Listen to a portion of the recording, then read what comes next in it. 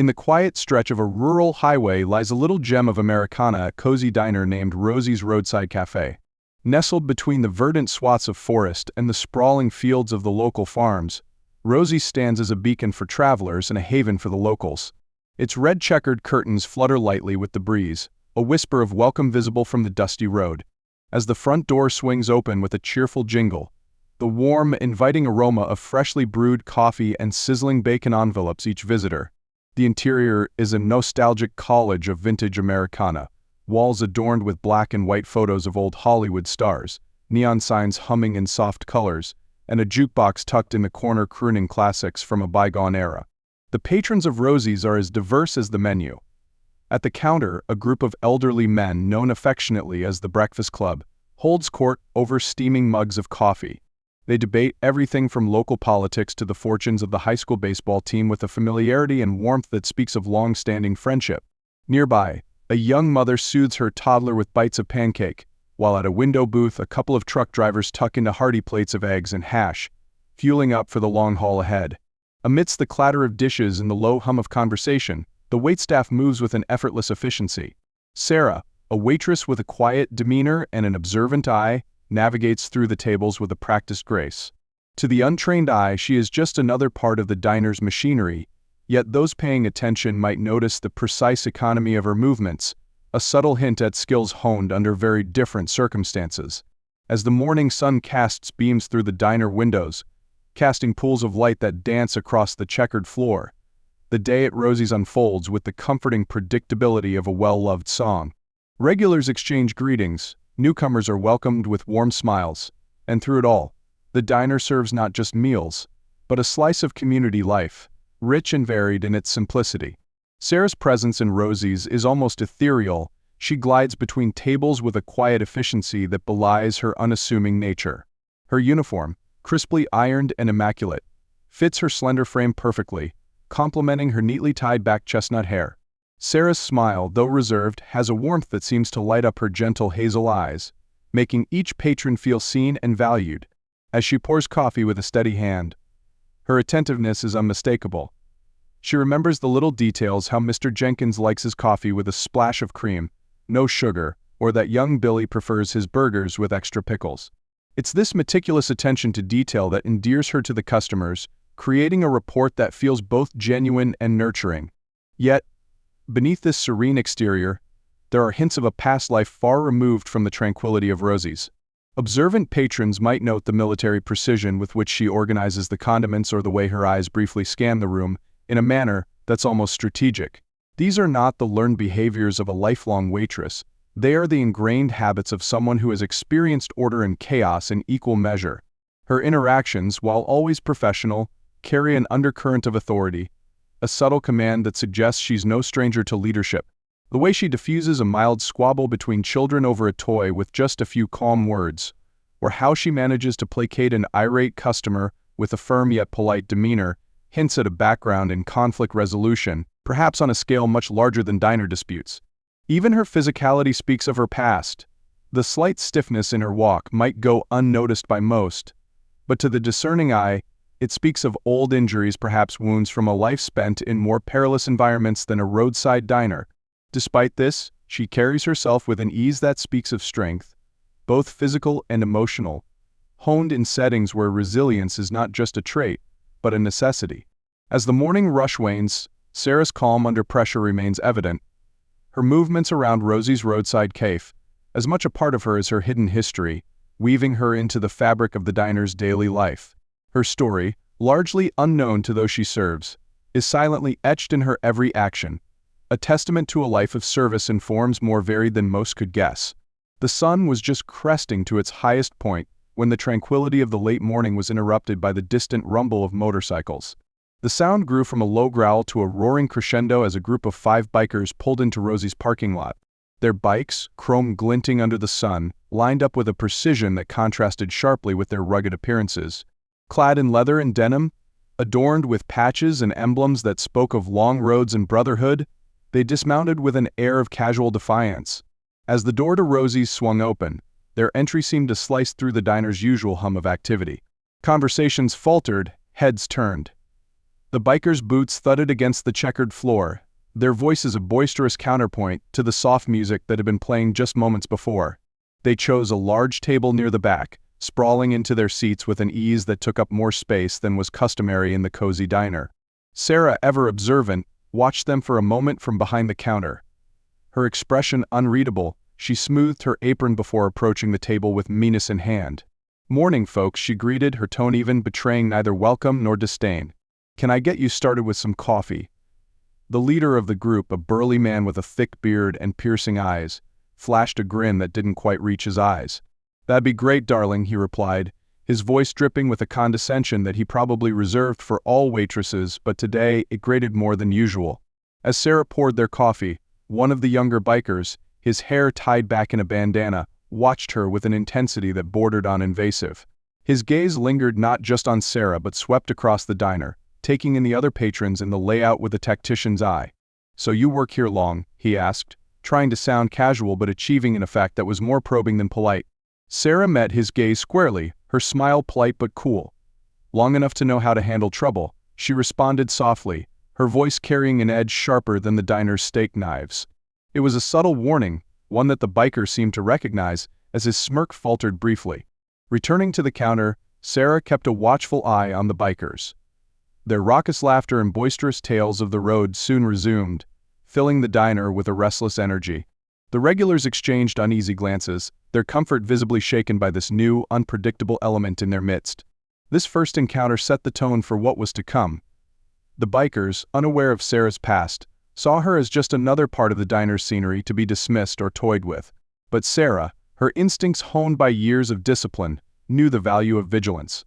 The stage was set, the players introduced, and the quiet before the storm settled over Rosie's Roadside Café, waiting to be broken. As the days turned into weeks, the bikers became an increasingly frequent sight at Rosie's Roadside Café. They rode in like clockwork, their arrival now a familiar part of the diner's routine, though not necessarily a welcomed one. Their presence was tolerated, a testament to the unspoken rule of the road: all are welcome, no matter the journey. Jack, the de facto leader of the group, emerged as a character of contradictions. To his fellows, he was charismatic and protective, his leadership undisputed and his decisions final. His love for the open road was rivaled only by his loyalty to his group. Yet, beneath his rugged exterior and bravado, there was an undercurrent of bitterness, a man who felt sidelined by a society he no longer believed in. His interactions with Sarah were tinged with a mocking respect, a challenge to her authority in her domain, which she met with a calm she wasn't sure she felt. Danny, the youngest, seemed to be proving something, both to himself and to the group. His bravado was more pronounced, his laughter louder, his stares longer and more challenging. Despite his rough exterior, Danny's eyes occasionally revealed a hint of the struggle, perhaps a yearning for a different kind of recognition, one that wasn't based on fear or toughness. His interactions with Sarah were probing, testing her limits and the boundaries of her patience. Mick, the oldest, acted as the group's conscience and peacemaker. Weathered by years on the road, his tattoos fading like the memories they commemorated, Mick often tempered the group's wilder impulses with a word or a look. He alone seemed to appreciate the quiet strength Sarah displayed, his nods towards her marked with a respect born of mutual understanding. Two warriors, different yet the same. Vic and Vince, twins, were inseparable and indistinguishable to the untrained eye. They moved with a shared understanding, finishing each other's sentences and backing up each other's actions with seamless coordination. In the group, they were the jesters, lightening tense moments with their banter, yet quick to form a united front when threats appeared. As these personalities meshed and clashed at Rosie's, the dynamics within the group and their relationship with Sarah evolved. Jack's initial condescension gradually gave way to a begrudging respect, as Sarah continuously handled their disruptive antics with a composure that frustrated his attempts to dominate the space. Danny's challenges became more frequent, his actions bordering on disrespect, pushing Sarah to the edge of her patience, testing her resolve. Sarah, for her part, navigated these interactions with a blend of firmness and diplomacy. She responded to their overtures with neither encouragement nor overt discouragement, maintaining a professional distance. Yet she observed them closely, her military background providing her with the skills to assess their strengths, weaknesses, and the dynamics of their hierarchy. Her responses to their behavior were calculated and deliberate, aimed at maintaining order in her space while respecting their own codes of conduct. This period of mutual testing and adjustment set the groundwork for what was to come. The bikers slowly peeled back layers of their rugged exteriors, revealing glimpses of their true selves to Sarah, who watched and waited. Her strategy was one of quiet strength, her silence often speaking louder than words, her subtle control of the diner's environment, a clear signal that she was no ordinary waitress. As the weeks passed, the stage was set for deeper conflicts, and the seeds of understanding or confrontation were sown. The tension in Rosie's roadside cafe began to simmer like a pot left too long on the stove, the heat slowly turning up as the bikers' visits became more frequent and their behavior more audacious. It started subtly, a comment made just loud enough to be overheard, a laugh a little too sharp, a glance a little too pointed. These small provocations tested the waters, gauging Sarah's reactions and the reactions of the other patrons, pushing boundaries to see how far they could go. Danny became the spearhead of this growing boldness. One morning he deliberately spilled his coffee just as Sarah was passing by, the dark liquid splashing across the clean tile floor. "Oh, sorry about that, darling," he said, his tone dripping with insincerity as he watched her clean up the mess. His eyes met hers, challenging, searching for a crack in her calm demeanor. But Sarah simply cleaned up the spill, her expression unreadable, her posture unyielding. This incident set a precedent, and soon the bikers escalated their antics. They would stay longer, their laughter growing louder and their conversations more boisterous, disrupting the diner's peaceful ambience. They left bigger messes, sent back orders with trivial complaints, and flirted with the line between crude humor and outright disrespect. The idea for the prank took shape during a particularly rowdy lunchtime. Jack, catching on to Danny's increasing boldness, suggested they take things a step further to see how much it would take to break the Ice Queen, as they had started calling Sarah. The group chuckled at the idea, tossing around suggestions with gleeful abandon, their respect for Sarah's boundaries eroding under the guise of humor. They decided on a prank that would put Sarah in an awkward, potentially humiliating situation. The plan was simple. They would rig a chair to collapse when she sat down to take her break, something they had noticed she did, at the same time every day, at a small table in the corner of the diner. This public spectacle, they reasoned, would finally crack her composed exterior and give them a good laugh. The day of the prank, the bikers arrived earlier than usual, their moods visibly buoyant as they prepared to execute their plan. Vic and Vince discreetly tampered with the chair while the others distracted Sarah and the other patrons with a loud debate over the best motorcycle routes in the state. As the time for her break approached, the diner filled with a tense anticipation, at least among the bikers. The regulars, unaware of the impending event, continued their meals while Sarah, ever vigilant, sensed a change in the air, a shift in the bikers' energy that put her on subtle alert. Sarah's break time arrived, and as she moved towards her usual spot for a well-earned moment of rest, the diner seemed to hold its breath. The bikers watched with poorly concealed smirks, ready to revel in what they expected to be a moment of comedic triumph. Little did they know, Sarah was far more prepared for unexpected turns than they could possibly imagine, her past experiences having taught her always to expect the unexpected. While the bikers' antics and their growing tension with Sarah formed the central narrative, the diner itself pulsed with smaller, interconnected stories that wove through the fabric of daily life at Rosie's. These subplots not only enriched the overall tapestry of the cafe, but also subtly influenced the main storyline, adding depth and context to the evolving drama. Rosie, the owner of the diner and its namesake, was a stout woman with a motherly demeanor and a backbone of steel. She had run the cafe for over 2 decades, her life's work evident in every polished surface and every well-loved recipe. Rosie had known Sarah before she became a waitress, having met her during a community support meeting for veterans. Rosie herself had never served, but her late husband had been in the military, and she held a soft spot for those who had served. Rosie observed the bikers with a wary eye. She trusted Sarah implicitly, admiring her poise and strength, yet the escalating behavior of the bikers troubled her. Rosie's subplot revolved around her protective instincts. She quietly monitored the interactions between Sarah and the bikers, ready to step in if needed.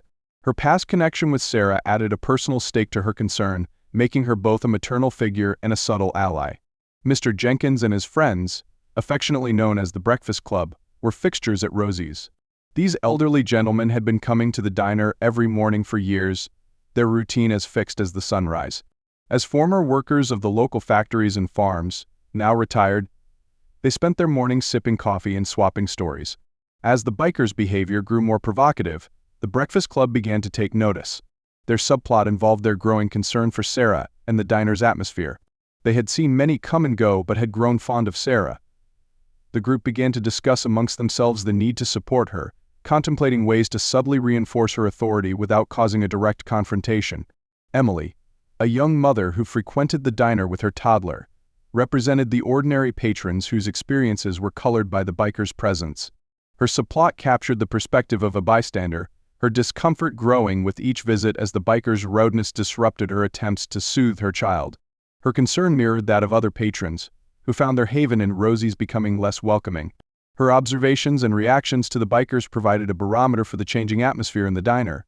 These subplots intertwined with the main narrative, each thread pulling at the others, creating a complex picture of community life that was being subtly threatened by the bikers' escalating provocations.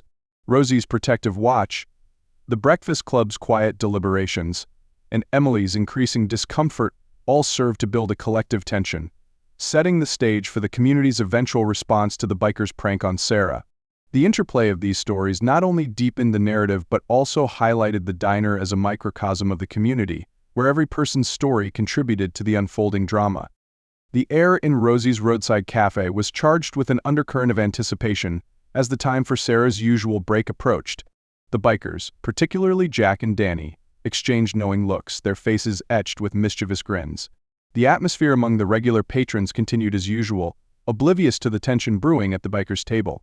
As Sarah finished attending to a family at the far end of the diner, she glanced at the clock and wiped her hands on her apron, signaling her break time. Vic, having tampered with the chair earlier, nudged Vince with a subtle smirk. The rest of the diner continued its routine hum, the clinking of silverware, and the murmur of conversations filling the space. Sarah made her way to her usual corner spot, a small table nestled beside the window that provided a view of the sunny outdoors. The bikers watched intently as she moved towards the chair, their anticipation palpable. Patrons nearby, including Emily with her toddler and Mr. Jenkins from the Breakfast Club, remained engrossed in their meals, unaware of the impending incident. As Sarah reached her table, she pulled out the chair and sat down. The chair, weakened strategically by the bikers, collapsed under her weight with a sudden, jarring crash. The sound sliced through the diner's usual din, drawing everyone's attention. Dishes paused mid-air, conversations halted, and heads turned in shock towards the source of the commotion. Sarah landed on the floor with a thud, her usual composure disrupted by the unexpected fall. The diner fell silent for a moment, the only sounds being the suppressed chuckles from the bikers' table. However, the expected humiliation did not unfold as the bikers had anticipated. Instead of reacting with embarrassment or anger, Sarah quickly regained her composure. She assessed her situation with a swift, practiced eye, her military training kicking in. Without a hint of distress, she calmly stood up, brushed herself off, and examined the broken chair as if evaluating a piece of faulty equipment. The diner's patrons, now fully attentive, watched as Sarah turned to face the bikers. Her expression was serene, yet there was a steely glint in her eye that had not been there before. The room was thick with tension, the earlier chuckles from the bikers dying down as they realized that their prank had not yielded the reaction they expected. Rosie, from behind the counter, watched the unfolding scene with a mix of anger and concern. She started towards Sarah, her protective instincts flaring up, but paused as she saw Sarah raise her hand slightly, signaling her to wait. Sarah walked over to the bikers' table, her steps measured and deliberate. The diners watched, a collective breath held, as she stopped at their table, her gaze sweeping over the group. "Is this your idea of a joke?" she asked, her voice low and even, but carrying a weight that filled the room. The bikers, now unsure of themselves, exchanged glances. Jack, as the leader, cleared his throat and met Sarah's gaze. "Just a bit of fun, that's all," he mumbled, his voice lacking its usual confidence. Sarah nodded slowly, her gaze lingering on each biker. "Fun," she repeated softly. "Well, let's discuss this fun of yours and see if it holds up under scrutiny." Her tone suggested a deeper conversation to come, one that would address not just the prank but the underlying respect and boundaries it had violated. The other patrons, now engrossed in the confrontation, watched as a pivotal moment unfolded.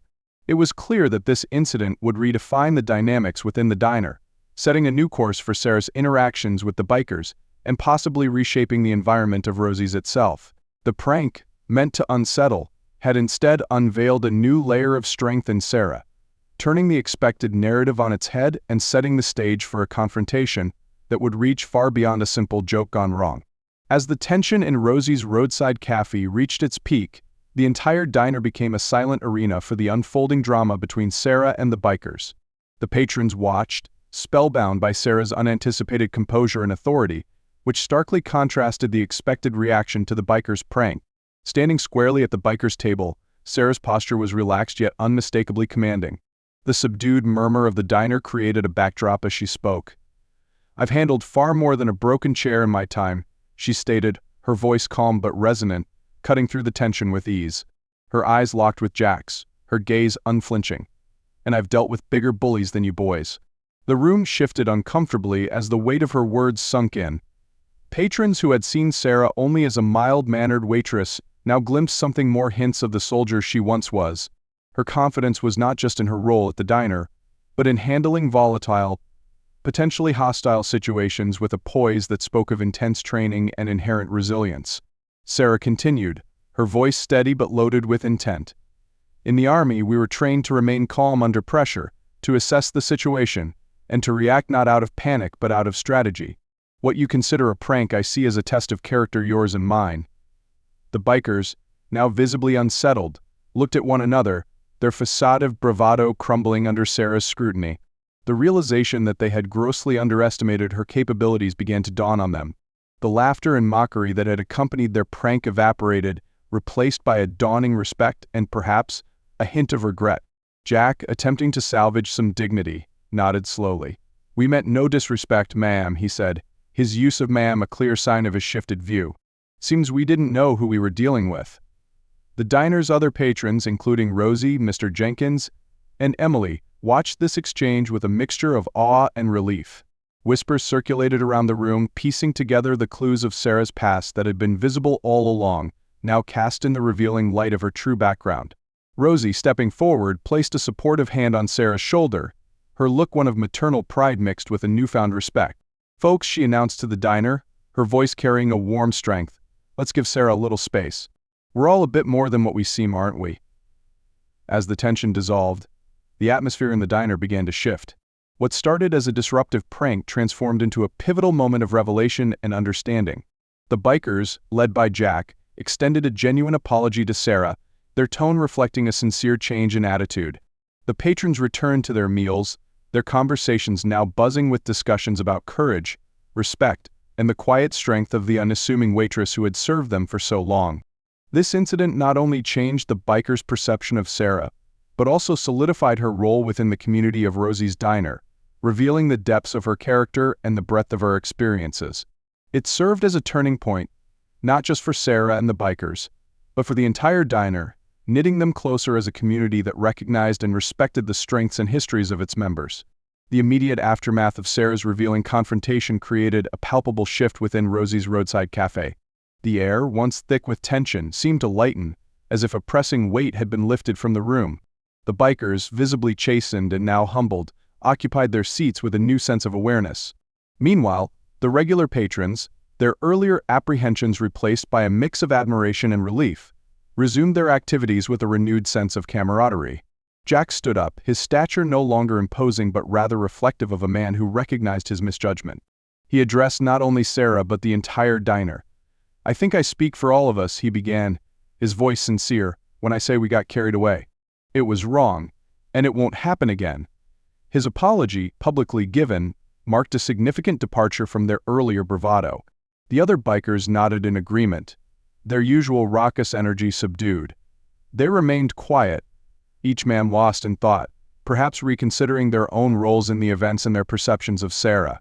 Danny, who had been the most provocative, looked particularly contrite, his earlier defiance replaced by a quiet reflection. The regulars at the diner, many of whom had watched the entire scenario unfold with a blend of shock and concern, began to whisper among themselves. The mood was one of reassessment and realignment of their views on both Sarah and the bikers. Mr. Jenkins, always a voice of reason, was among the first to break the ice post-apology. He approached Sarah, his aging face creased into a smile of respect. "You've got the mettle of a true leader, Sarah," he said loudly enough for others to hear, reinforcing the respect she had earned. Emily, the young mother, came over with her toddler in tow. "I always felt safe here with you around, but now I know why. she said, her words echoing the sentiments of many others in the diner. Her simple statement resonated with other patrons, nodding their heads in agreement, their faces reflecting a mix of respect and reassurance. Rosie, ever the matriarch of the diner, took the opportunity to reinforce the sense of community that defined her establishment. "Here at Rosie's, everyone is welcome, but let's remember to treat each other with respect," she announced, her voice firm yet warm. She gave Sarah a meaningful look, one that spoke volumes about her pride and trust in her. As the diner returned to its routine, there was an unspoken agreement among all present that the day's events would serve as a cornerstone for future interactions. The bikers, once seen as disruptive elements, were now part of a narrative of redemption and mutual respect. They lingered a bit longer than usual, their conversations more subdued but more genuine. Sarah, for her part, resumed her duties with her usual efficiency, but there was a newfound respect in the glances that followed her movements through the diner. Her actions spoke not just of a waitress serving food but of a leader who had managed to turn a potential crisis into a moment of unity. The day closed with the diner more integrated than before, the event having woven a new thread into the fabric of their collective story. The bikers' prank, intended to disrupt, ended up enriching the community, demonstrating that understanding and respect could triumph over conflict and misunderstanding. In the days following the prank, Rosie's Roadside Café underwent a subtle yet profound transformation.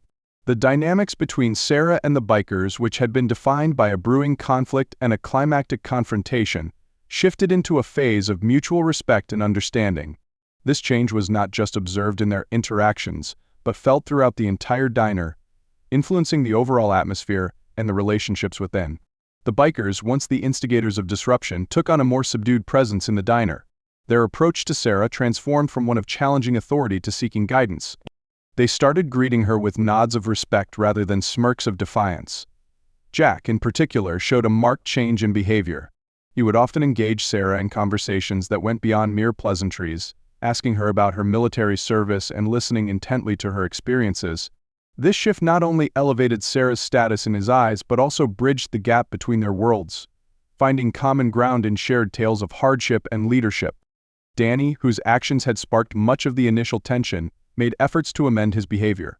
He started cleaning up after himself and his group, a small gesture that did not go unnoticed by Sarah or the other patrons.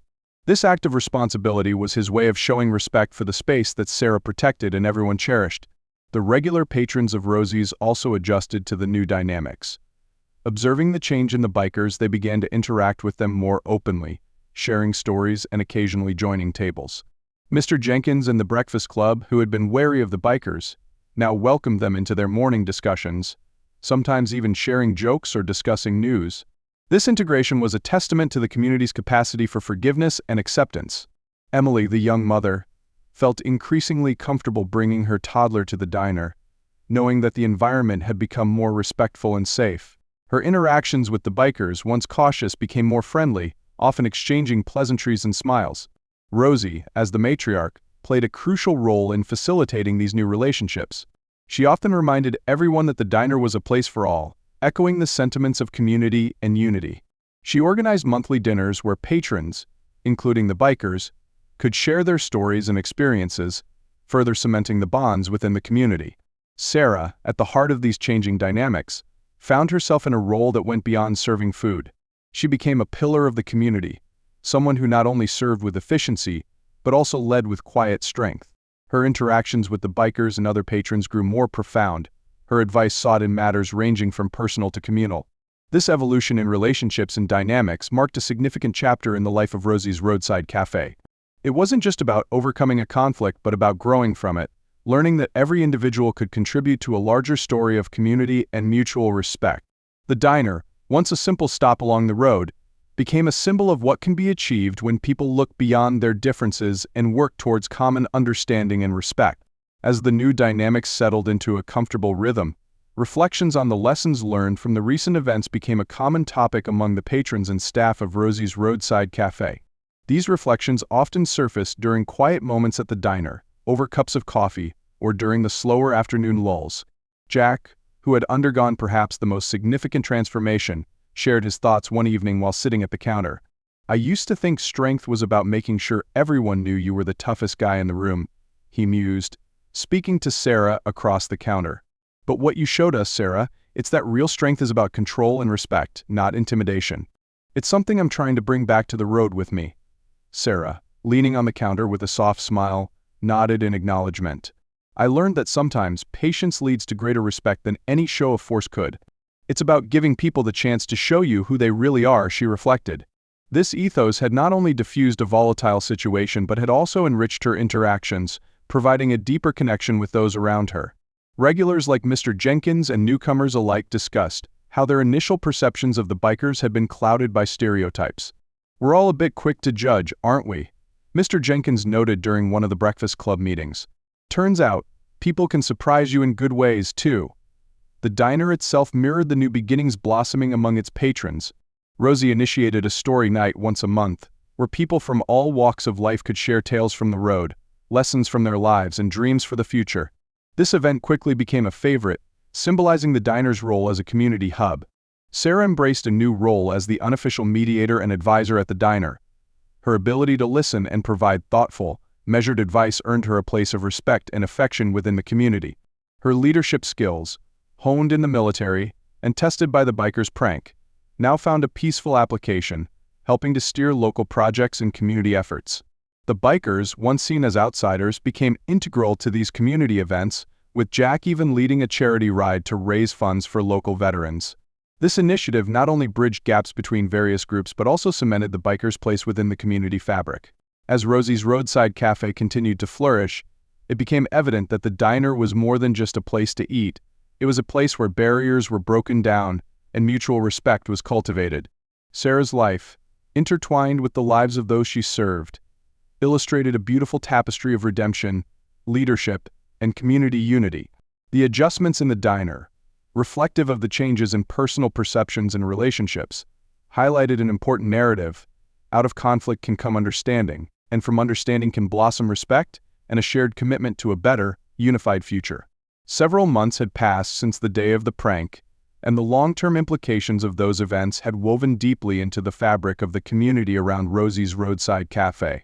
As fall turned to winter, the warmth within Rosie's remained unabated, fueled by the bonds that had been strengthened and formed in the aftermath. Sarah's role within the community had evolved significantly. Beyond her duties at the diner, she had become involved in various community outreach programs, particularly those aimed at supporting veterans transitioning back to civilian life. Her experience, both as a veteran and as a mediator during the diner's conflict, made her uniquely suited to guide others through their challenges. Her leadership extended into organizing community safety workshops, using her tactical knowledge to benefit others. These workshops not only improved safety but also enhanced community cohesion, as diverse groups came together to learn and support one another. The diner itself had become a central hub for community meetings and events. Rosie, seeing the potential for more significant community impact, had expanded the diner's role. Story Night had grown into a much-anticipated community event, drawing storytellers and listeners from beyond the local area, enriching the community's cultural tapestry. The climax of these developments was the annual Rosie's Community Festival, a day-long event celebrating the spirit of unity and cooperation that had come to define the town. The festival featured live music, local artisan stalls, and activities for children, embodying the vibrant community spirit. As the festival buzzed with activity, Sarah stood beside Rosie, both watching the festivities with a sense of pride. Families enjoyed picnics on the grass, children laughed as they played games, and local musicians provided a soundtrack of community spirit. The bikers, including Jack and his crew, manned one of the barbecue stations, serving up grilled delights with a side of friendly banter. During the festival, a moment of formal recognition was planned. Rosie took the stage, calling the community to gather around. With a beaming smile, she began, "Today we celebrate more than just good food and music. We celebrate the strength of our community, the bonds that we've forged through understanding and respect." She invited Sarah up to the stage. "None of this would have been possible without Sarah," Rosie declared, gesturing to her. The crowd erupted in applause, not just for Sarah's role in diffusing the conflict but for her ongoing contributions to the community. Sarah, a bit overwhelmed by the attention, shared a few words. "This community, this diner, it's a place where everyone can find a seat at the table. It's about giving back, supporting one another, and building something bigger than ourselves. Thank you for this honor, but remember, it's an honor shared by all of us." As the event continued, the community's unity was palpable. Old prejudices had dissolved, replaced by a collective endeavor towards mutual respect and support. The festival ended with a lantern release, each lantern representing a hope or dream for the future. As the lanterns floated up into the evening sky, their light reflected the bright future of a community transformed by the actions of one of its own.